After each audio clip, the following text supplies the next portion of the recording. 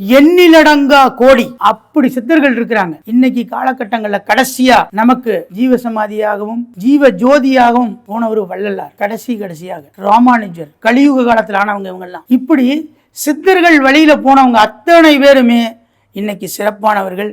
சித்தர்கள் ஜீவசமாதி எங்கெங்கெல்லாம் இருக்கோ அங்கங்கெல்லாம் பிரசித்தி பெற்ற ஆலயம் அப்படின்னு நம்ம வரலாறு. இப்படி 18 சித்தர்களும் இந்த தமிழ்நாட்டில் தான் தவழ்ந்திருக்கிறாங்க, வேற எங்கேயுமே இல்லை. உலகத்துல 18 சித்தர்கள் எங்க இருக்கிறாங்க?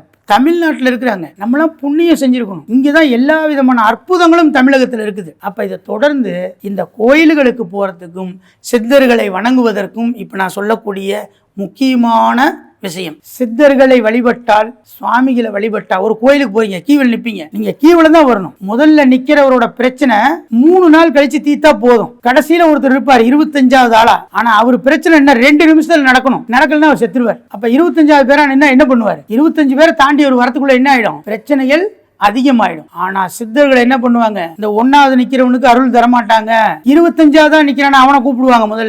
முதல்ல எனக்கு இவருக்கு நீங்க கொடுங்கன்னு சொல்லி சாமி கிட்ட போராடுவாங்க. இல்லையா அவங்களே அந்த வேலையை செய்வாங்க. 2 விஷயங்கள்.